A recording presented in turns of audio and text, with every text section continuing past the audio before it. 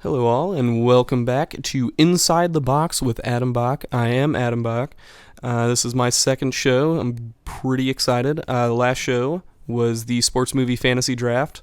And as I briefly mentioned at the end of that show, this show is going to be everything James Bond. I'm going to rank my top 10 James Bond movies, and I'm going to throw in a couple of honorable mentions, and then I'm going to do the same with the opening theme songs, top 10 with some honorable mentions. But briefly first, today the podcast is brought to you by coffee, because without it, I'd probably still be asleep. Coffee for me. New from coffee, decaf. Same taste, less kick.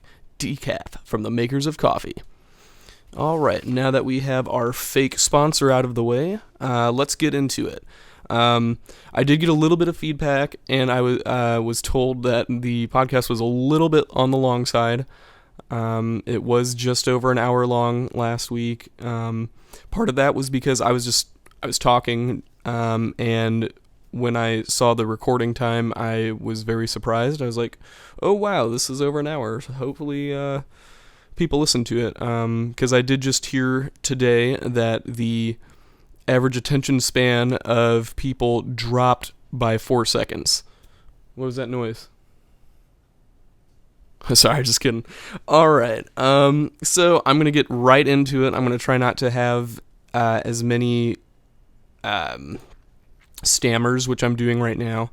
So just going to get into it, try and keep it closer to a half-hour mark than an hour.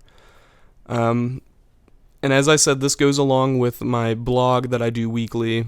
So the blog title for this week was ITB with AB. Obviously, that stands for Inside the Box with Adam Bach. It was ITB with AB number 5, The Box, Inside the Box, the Shakin Not Stirred edition.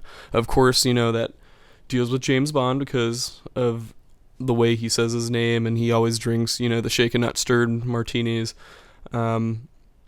But so, this is a companion podcast, so if there's material that crosses over, it's because I'm literally looking at the blog as I'm recording.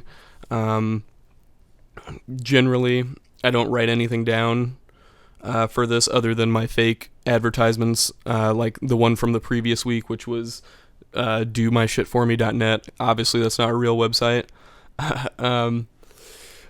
But anyway, so yeah, if you do read the blog, you might hear a lot of the same stuff, but instead of you reading it, it's me saying it for you. So this is almost like an audiobook version of my blog. So yeah. Anyway, I'll start it off kind of like I did with the blog. I will briefly talk about the order I rank the Bonds in.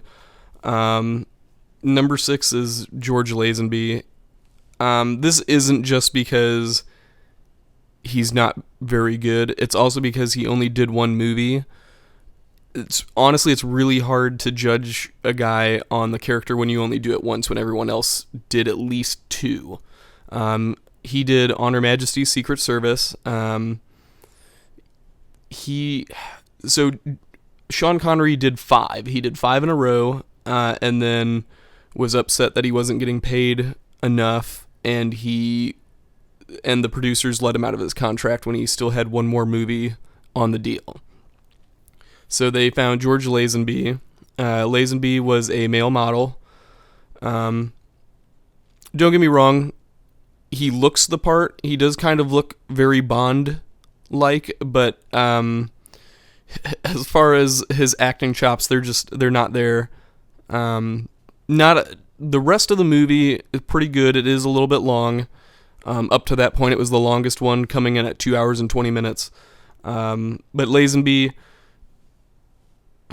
he looked the part, didn't really act the part. Number 5, I have Timothy Dalton. Kind of lower once again, because he only did 2. The Living Daylights pretty much lacked every way possible. Timothy Dalton is a great actor. If he a movie I would suggest for everyone to watch that he's in is Hot Fuzz. He plays Mr. Skinner, and he is fantastic in that movie. I'm sure there's plenty of other roles that he's done that he's phenomenal in because he is a very good actor. His second movie, License to Kill, I actually really enjoyed. A lot of people didn't like it back in the time. That one came out in 1989. It was very violent. It was the most violent and gruesome Bond at that point, and it was at a point when people probably weren't ready for it. So it does get frowned upon. There is a documentary called Everything or Nothing. I believe it's Everything or Nothing, the story of James Bond. And they kind of talk about how people were upset because you couldn't take your kids to the theater to see James Bond. And Timothy Dalton's quote was, well, it was never meant for kids, which is a great quote because it is a very good movie. This is obviously, if you have kids...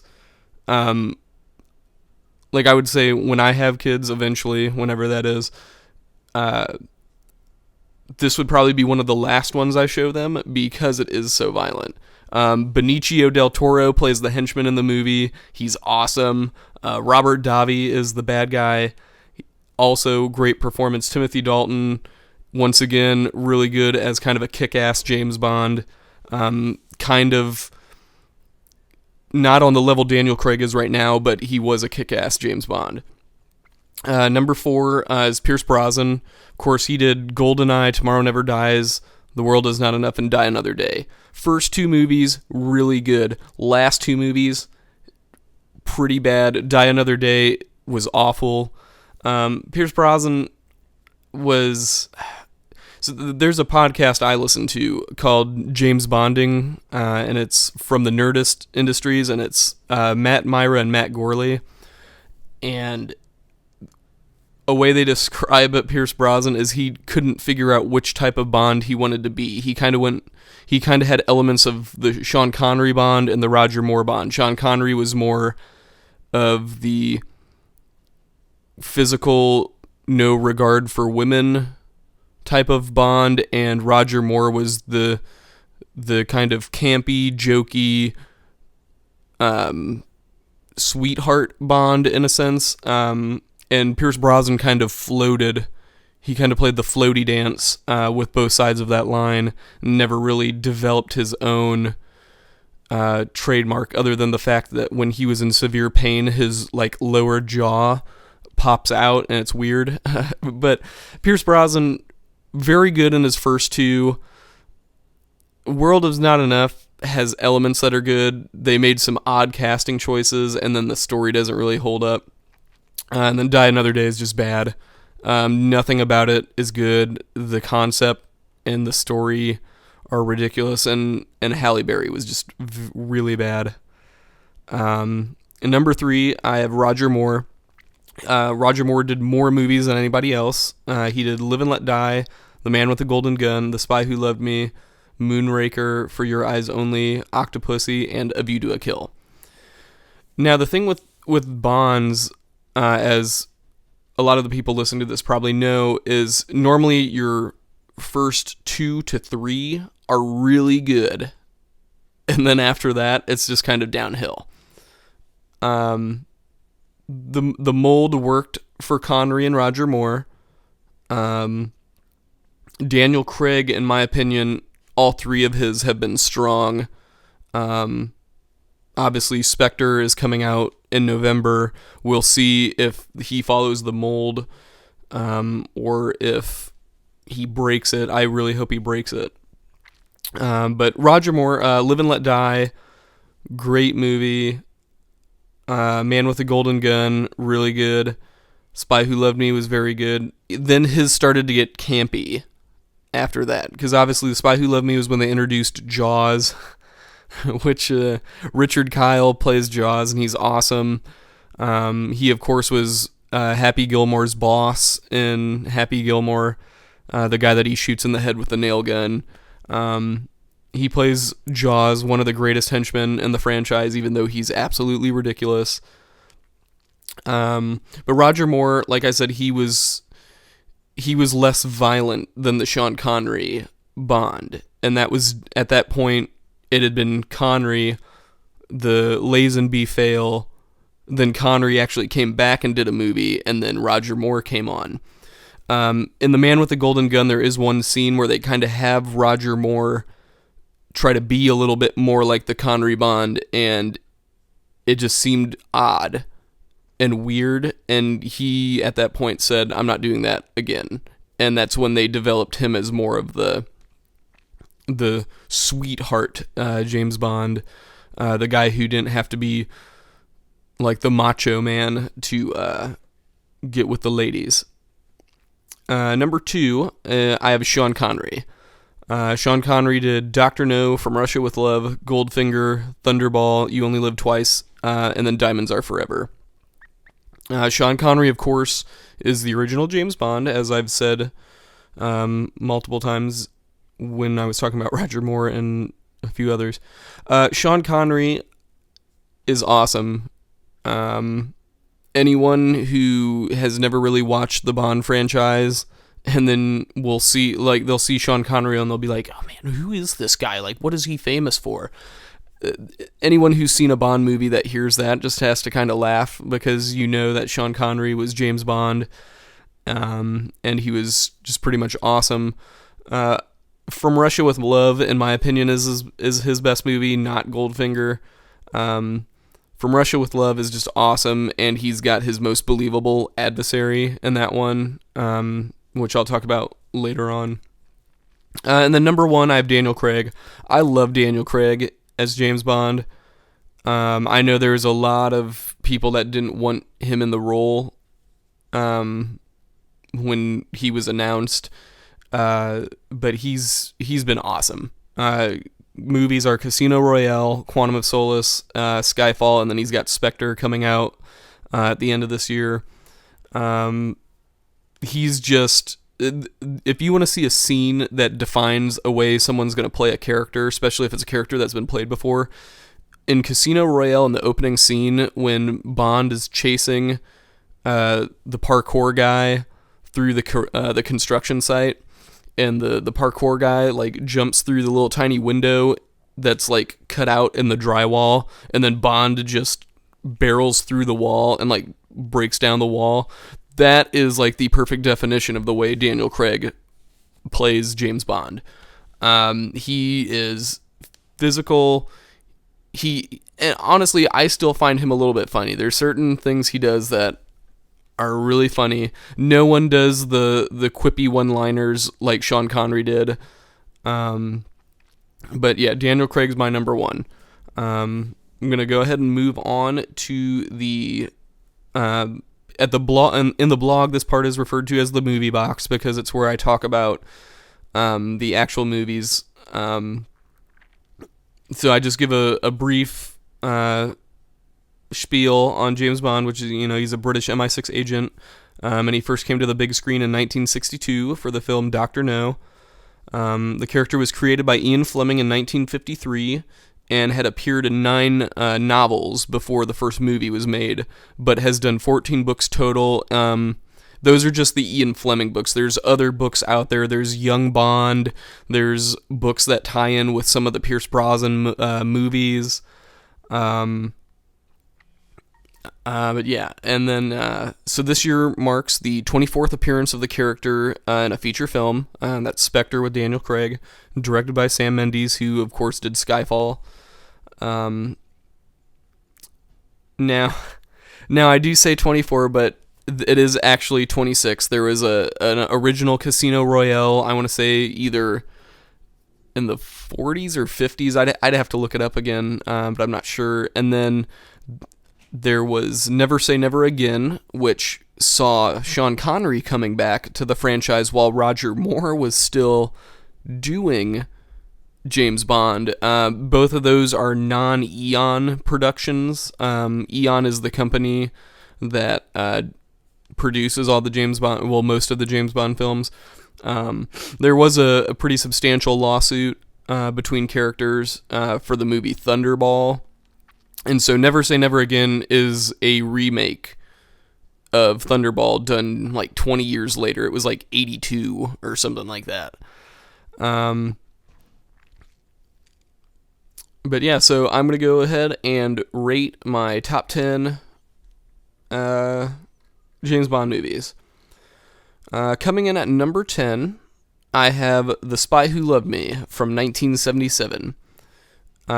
Directed by Lewis Gilbert, The Spy Who Loved Me is the 10th movie in the franchise and is Roger Moore's third appearance as Bond. Now I'm gonna give a brief plot synopsis. All of these are via Internet Movie Database. I feel that they, for a short plot description, they pretty much do the best of anybody. And honestly, I use Internet Movie Database for just about everything. Movie-wise, it's a great website. So for The Spy Who Loved Me, James Bond investigates the hijacking of British and Russian submarines carrying nuclear warheads with the help of a KGB agent whose lover he killed. This is a pretty cool movie. This is the movie that has the epic ski scene at the beginning. And then, of course, as I had mentioned above, this is the first appearance of Jaws, played by Richard Kyle. The movie also stars Kurt Jurgens as the main villain in the movie, Karl Stromberg.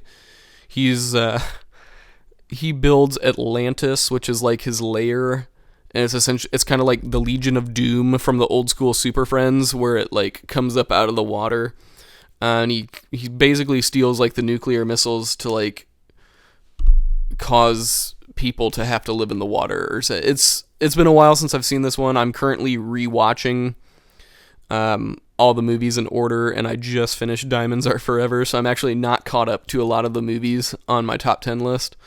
But that's here nor there. The movie also has Barbara Bach, which is Ringo Starr's wife, as Agent Triple X. She is the Bond girl. She is the aforementioned KGB agent whose lover was killed by Bond. But yeah, like I said, it features the awesome downhill skiing opening, and the first appearance of Jaws. Jaws, although ridiculous, is one of the coolest henchmen in this franchise. And those 2 points really are what put it in the list for me. As I said before, I'll have some honorable mentions that just missed, and they're the ones that just missed the cut. So moving ahead, number 9, I have Quantum of Solace, which was 2008, directed by Mark Forster. Quantum of Solace is the 22nd movie in the franchise and is Daniel Craig's second appearance as 007. Bond descends into mystery as he tries to stop a mysterious organization from eliminating a country's most valuable resource. All the while, he still tries to seek revenge over the death of his love. Now, I put this movie in my top 10, and I know there's a lot of people that did not like this movie. I enjoyed it a lot. First and foremost, the movie has probably the coolest car chase in any of the movies in the franchise, and it takes place like moments into the movie. Part of the reason this movie, I think, didn't get as much of the like as Casino Royale did is because it is a direct sequel. It takes place minutes after Casino Royale. I like the James Bonding, the podcast that I had mentioned earlier. They had talked about Matt Gorley, who's one of the hosts. He didn't like this movie at first, but then he had heard from someone that you have to watch Quantum of Solace right after watching Casino Royale, essentially watching it as a 4-hour movie. For those who didn't like it. Now, don't get me wrong. When I first saw it, wasn't sold on it. I went to the midnight release, a little bit upset, probably because I was sleep deprived and not happy that was what I was given. Watched it a few more times, and it's really grown on me. Quantum is the mysterious organization. At this time, there was still a lawsuit going on that kept Eon from using Spectre, which was the evil organization from the earlier films that had Blofeld, who is, of course, James Bond's biggest rival. So Quantum was kind of that replacement organization in a sense. But now, of course, they have the Spectre name back. They can use Blofeld. All of that. Quantum was a very cool organization, though. The movie also stars, I know I'm going to say names wrong on this, so please forgive me on that. I believe his name is Matthew Amalric. He plays Dominic Green. And then there's Olga Kurylenko, who plays Camille, and that's the Bond girl. Dominic Green is the main villain.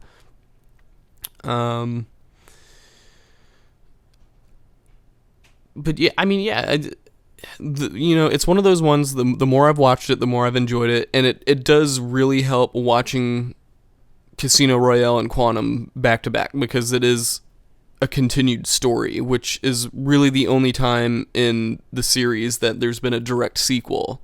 So yeah, quit hating on Quantum. It's a much better movie if you watch the two back to back. I'm going to take a brief moment to take a drink of our podcast sponsor. Oh, yeah. That was good. Coffee. Sorry. Anyway, number 8 on my list is Man with the Golden Gun from 1974. This movie is directed by Guy Hamilton. Guy Hamilton directed more movies in the franchise than anybody else. I believe it was 5. The Man with the Golden Gun is the 9th movie in the franchise and is Roger Moore's second appearance as 007. Bond is led to believe that he is targeted by the world's most expensive assassin and must hunt him down to stop him. The movie also stars Britt Eklund as Goodnight, the Bond girl. Hervé Villechaize, he's the little guy from Fantasy Island, the one who's de plane. He plays Nick Nack, the henchman, another one of my favorite henchmen.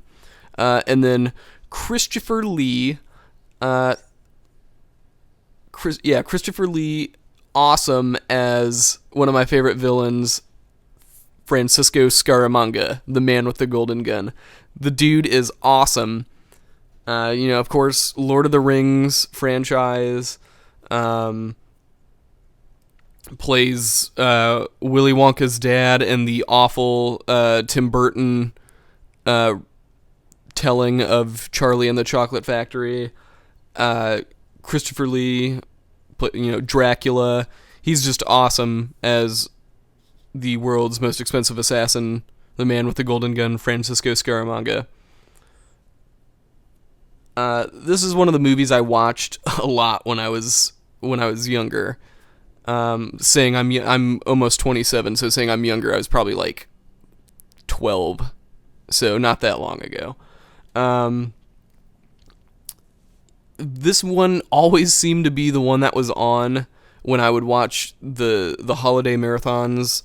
They always had marathons around Christmas or like around the New Year. I feel like it was like Spike TV or TNT, or it would switch channels, but there always seemed to be a really long, like 2 or 3 day Bond marathon around one of the holidays, and my family, we'd sit down and just watch them. So the weird quirk to Scaramanga is that he has a third nipple.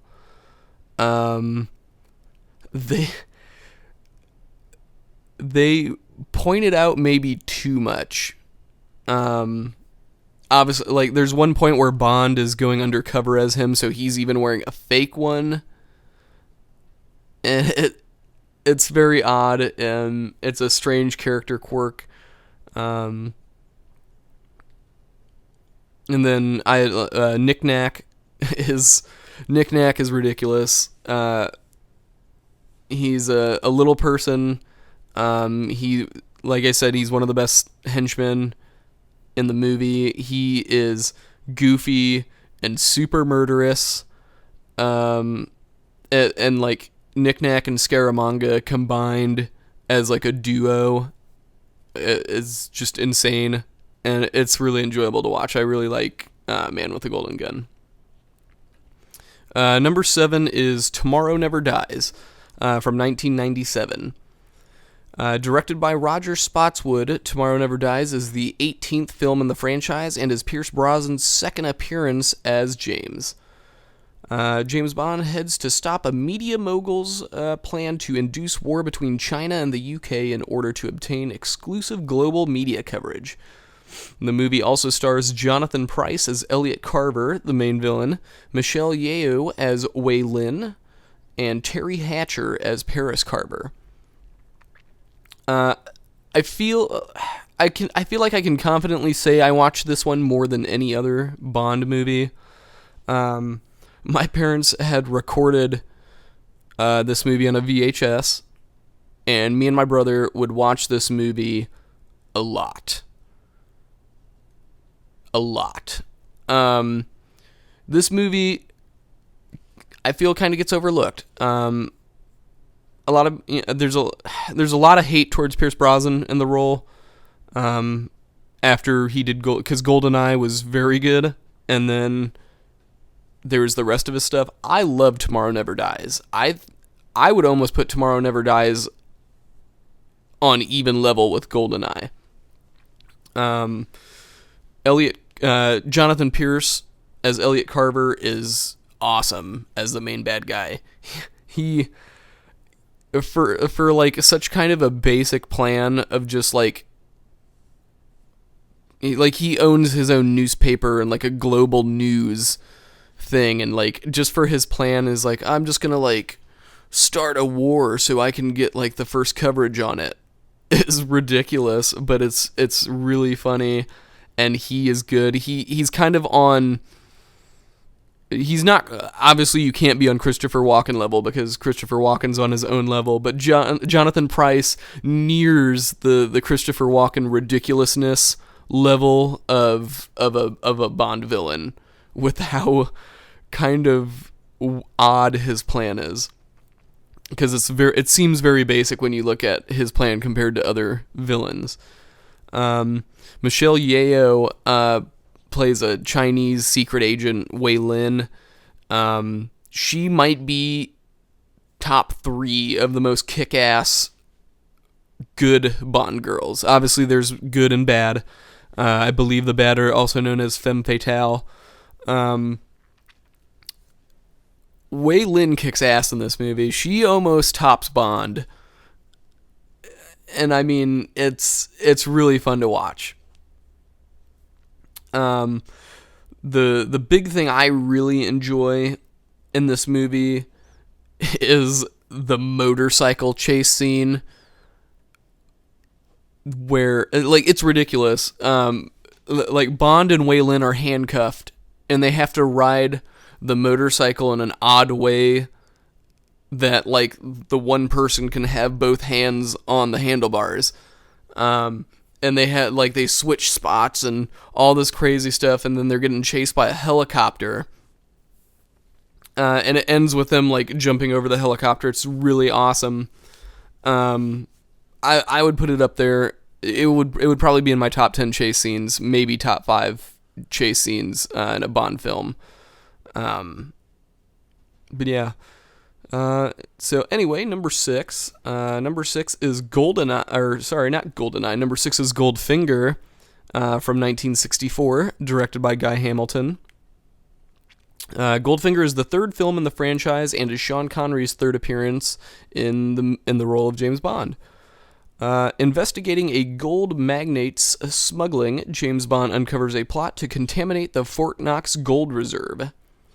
This movie also stars Gert Frobe as Auric Goldfinger, Honor Blackman as Pussy Galore, and Harold Sakata as another one of my favorite henchmen, Oddjob. This movie, for a long time, was probably top 3 for me. And then last year, I watched Goldfinger. Yeah, it would have been last year. I watched Goldfinger because I had started listening to that James Bonding podcast that I had mentioned. And since they talk about each movie, I was going back and watching them before I would listen to the podcast, and it just did not hold up the way I had hoped. Which is very odd because From Russia with Love, which was Sean Connery's second movie, Goldfinger's his third, From Russia with Love held up much more than Goldfinger did. I don't know if it was just interactions or the way it was filmed or there is a very boring golf scene in the movie. The thing with the Sean Connery movies is they kind of show you every single detail of what's going on, especially there's a scene in Dr. No where he's booby trapping his hotel room, and they show you every single step that he goes to. Now, cool, it's also something that in movies today they would either do a montage of or they'd never show it. With this, they literally showed him walking around figuring out what he could do to booby trap stuff to know if someone had come into his room. And his movies, it might have stopped after Goldfinger, but each one kind of had that where it's like, you're still showing us how you're doing this. Odd Job, well, I'll talk about Odd Job real quickly. He was kind of the first henchman that was weird. He was a big Asian wrestler, and he has a hat that is he throws it like a blade.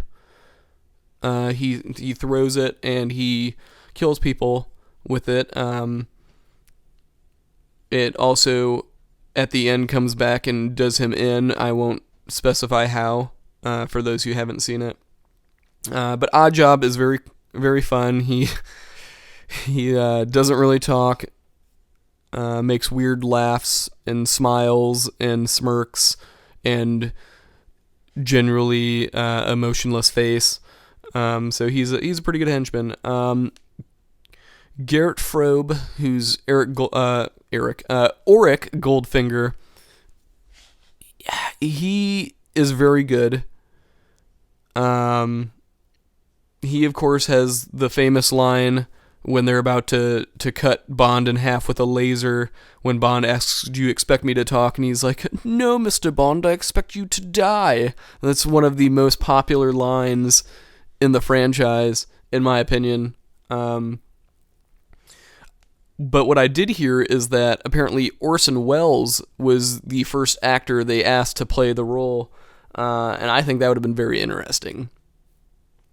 This movie, of course, is famous for the scene where the character of Jill Masterson, played by Shirley Eaton, is killed by being covered head to toe in gold paint, because I forget what Ian Fleming called the way she died, but it was essentially her skin couldn't breathe and she suffocated. Anyone who watches Mythbusters knows they've tackled that one.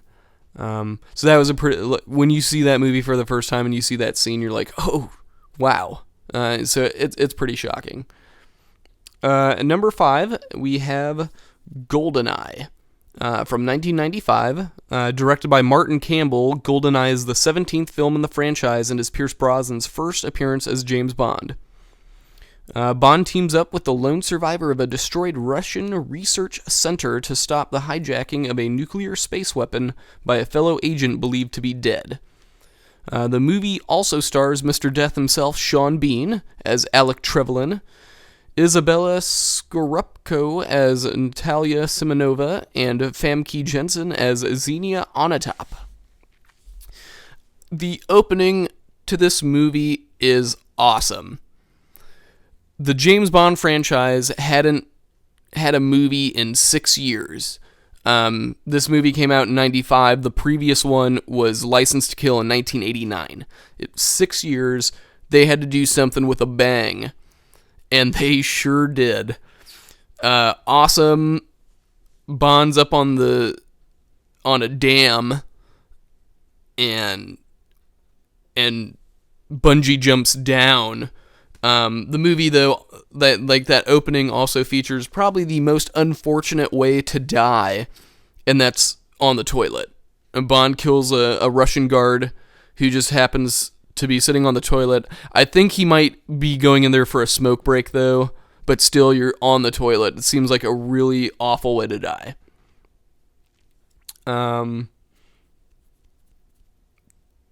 What I will also... Famke Jensen's role in this movie is she's psycho. Like, she is psychotic. Xenia Onatop is the henchwoman, and she kills people by suffocating them by crushing their midsections with her their midsection with her thighs. Hardcore femme fatale right there. And she was like fully into the role. There's the scene in like the bathhouse where Pierce Brosnan broke one of her ribs because she told him to not hold back, and he like slams her into a wall. Broke one of her ribs. She was all out for that role, and she was very good, but extremely psychotic. She, of course, suffers an ironic death. It kind of ties in with how she kills people. Sean Bean, awesome in this movie. Like he is in most other things. I just wish he wouldn't die in everything he does. Great actor. Great character. Fortunately, he just chooses these roles where he dies. Funny or Die, the website, has a really good video of Sean Bean. He had a new show. I don't know if it's still going on TNT, and they were doing a fake promo for the show where he keeps trying to say his character dies, and they're like, "Nope, Sean, you don't die in this," and he keeps trying to come up with odd ways to die. It's pretty funny. And at number 4, I have Skyfall from 2012. Directed by Sam Mendes, Skyfall is the 23rd film in the franchise and is Daniel Craig's 3rd appearance as James Bond. Bond's loyalty to M is tested when her past comes back to haunt her. Whilst MI6 comes under attack, 007 must track down and destroy the threat, no matter how personal the cost. This movie also stars Dame Judi Dench as M, Javier Bardem as Silva, Ray Fiennes as Gareth Mallory, and Naomi Harris as Eve. Now, of course, in these other movies, there's an M and a Moneypenny. I just didn't list them. I know Bernard Lee, who's best M ever. He's the best M. He did the first 7 movies. It might have been more. His last one was Moonraker, which I believe that's number 7 in the franchise. So he did all of the Sean Connery and like half of the Roger Moore. Awesome. There's been several Moneypennies, always a good role. The assistant for M, who always has the flirtations with James. And then Q is another one who I have kind of left out just because he does appear in all of them. Desmond Llewellyn plays Q from Russia with Love, the second movie, all the way until his last appearance in The World Is Not Enough with Pierce Brosnan. Then John Cleese takes over the role for 2 movies because he finishes off The World Is Not Enough, and then he does Die Another Day. And then they didn't have Q for the first 2 Daniel Craig movies, and then just in Skyfall, Q is played by Ben Whishaw, who's a much younger Q than we're used to seeing, but he did a very good job in the role. So this movie is essentially a huge tribute to every Bond movie that came before it. It's really cool. There's I believe there's the car from the Aston Martin from Goldfinger is in this movie. There's so many different little touches here and there of stuff. Of course, this is Judi Dench's last movie as M. Ralph Fiennes, who's credited as Gareth Mallory in this one, is becoming the new M for Skyfall. Naomi Harris, who is Eve in this movie, her name is actually Eve Moneypenny, so she's taking over the Moneypenny role. Moneypenny was another character that wasn't in the first 2 James Bond movies, and Naomi Harris was awesome. She was very good. And then Javier Bardem as the bad guy was just fantastic. His performance was really good. Even the crappy CGI when he reveals what happens when you don't die from a cyanide pill, even though that was awful CGI, it didn't spoil his performance because he did that well. And then even the theme song for this one is kind of a throwback to the rest of the franchise, but I'll talk about that coming up in a little bit. Number 3 is From Russia with Love from 1963. It is directed by Terrence Young. From Russia with Love is the second movie in the franchise and is Sean Connery's second appearance as 007. James Bond willingly falls into an assassination ploy involving a naive Russian beauty in order to retrieve a Soviet encryption device that was stolen by Spectre. The movie also stars Daniela Blanchi as Tatiana Romanova, Lotet Lenya as Rosa Clubb, and Robert Shaw as Donald Red Grant.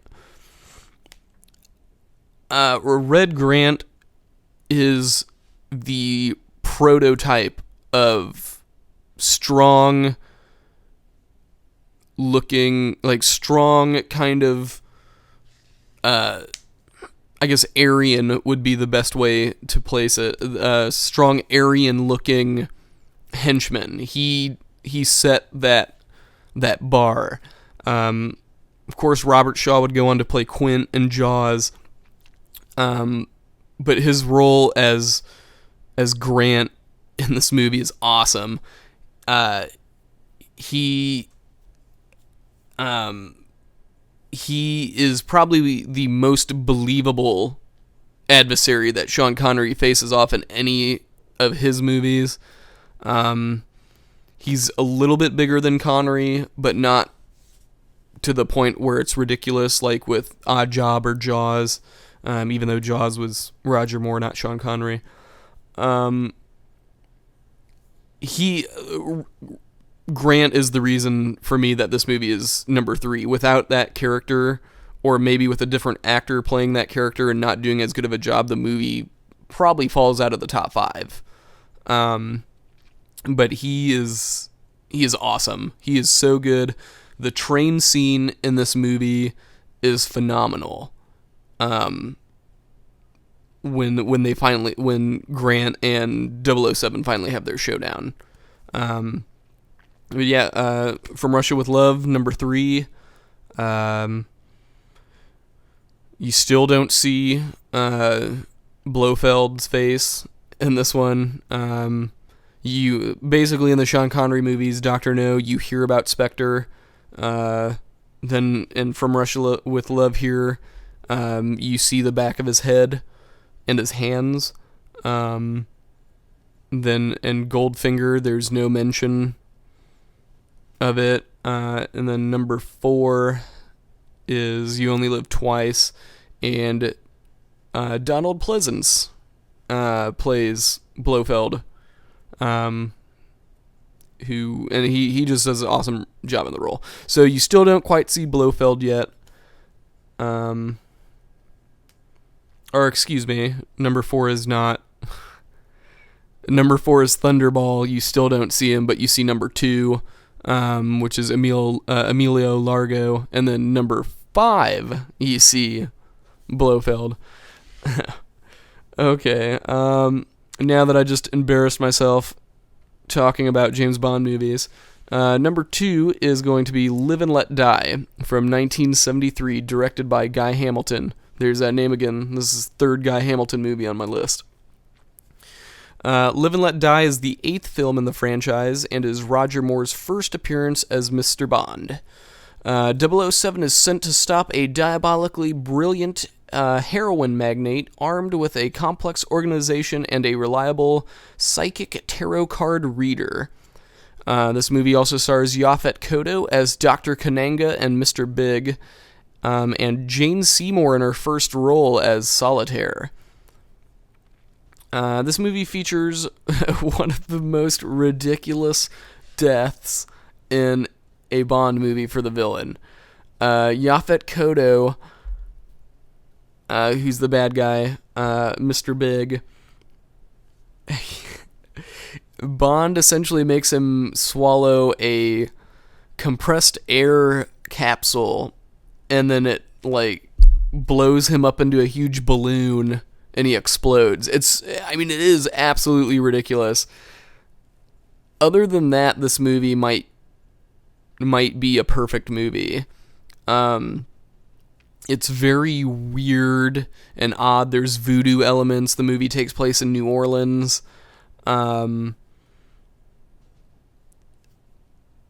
It's just that death scene is almost too much to overcome. It's ridiculous.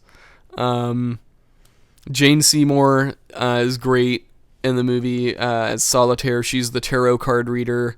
This is Roger Moore's first movie as James Bond, and he does a great job.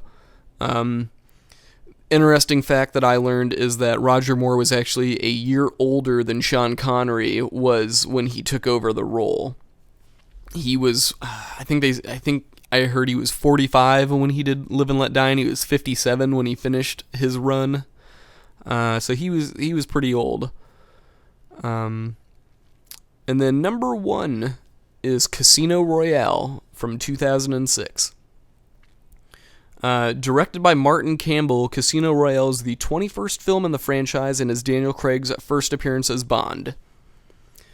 Armed with a license to kill, secret agent James Bond sets out on his first mission as 007 and must defeat a weapons dealer in a high-stakes game of poker at Casino Royale. But things are not what they seem.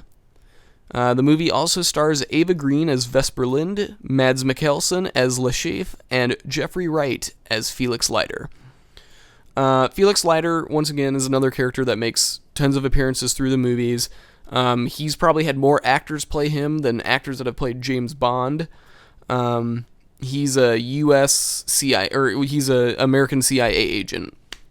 And Jeffrey Wright does a fantastic job in the Daniel Craig franchise. Unfortunately, he said he's not going to do any more, which kind of bummed me out.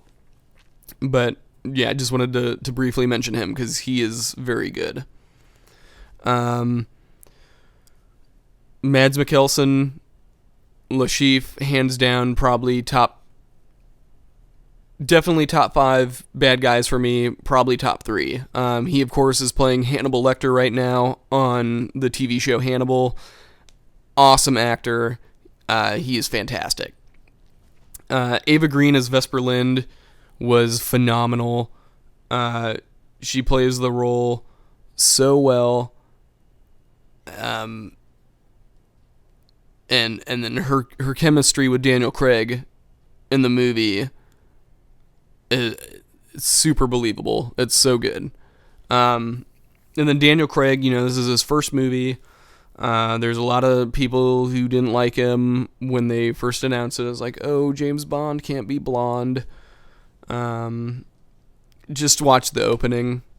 Like I had mentioned, when he busts through that drywall. Yeah, he's perfect. He's really good. Great movie. Does drag slightly. But for the most part, it's a phenomenal movie. Now to talk a little bit about some of my honorable mentions. The one that just missed my list is License to Kill from 1989. That's Timothy Dalton's second movie. Like I had mentioned, that one was much darker and violent, and it was at a time when no one was really ready for it. I really enjoy it. It's got another pretty ridiculous death scene dealing with a hyperbolic chamber, but very good movie overall. And the number 2 is Moonraker. This one is absolutely ridiculous. I threw it on there because it's so ridiculous, it's funny. And in some cases with these movies, the worse they are, the better they are. And Moonraker definitely falls into that category. One that does not fall into that category, though, and is the worst movie in the franchise, in my opinion, is Die Another Day, 2002. Only good thing about this movie was Rosamund Pike. Obviously she was just nominated for Best Actress for her role in Gone Girl. She was fantastic in the movie. Absolutely nothing else worked. Awful plot. Halle Berry was just bad. Pierce Brosnan was old and bad. The bad guy didn't work for me. What he was trying to do didn't work for me. The ice hotel didn't work for me. Nothing worked for me. All right, and then I will speed this up a little bit because I'm sure I'm getting a little long. Yeah, I'm almost at an hour. All right, so I'm just going to quickly go through and say the songs. I'm not really going to explain why. If you want to see why, I do have my descriptions on the blog. For opening theme songs, number 10 is Tomorrow Never Dies by Sheryl Crow. Number 9 is License to Kill by Gladys Knight. Number 8 is From Russia with Love by Matt Monro. Number 7 is The World Is Not Enough by Garbage. Number 6 is Goldfinger by Shirley Bassey. And number 5 is You Know My Name from Casino Royale by Chris Cornell. Number 4 is Skyfall by Adele. Number 3 is the James Bond theme from Dr. No by the John Barry Orchestra. Number 2 is Nobody Does It Better from The Spy Who Loved Me by Carly Simon. And number 1 is Live and Let Die by Paul McCartney. Briefly, some honorable mentions, or as I called them on this section, B-sides. Golden Eye by Tina Turner. Diamonds Are Forever by Shirley Bassey. And You Only Live Twice by Nancy Sinatra. And then, hands down, the worst song in the franchise is Die Another Day by Madonna. So like I said, nothing from that movie worked for me, except Rosamund Pike. So that's Inside the Box with Adam Bach for this week. Next week, I will be doing kind of a 2-part thing with my blog, so we'll see how that transitions with the podcast, but I'm going to do my top 50 movie characters. So the first blog will be 50 to 25, and the second one will be, 50 to 26, and then it will be 25 to 1. So I might follow that pattern with the podcast. But yeah, so I hope everyone has a great week, and hopefully the next podcast will go up roughly the same day as the blog. All right, everybody have a great day, and thanks for taking a look inside the box.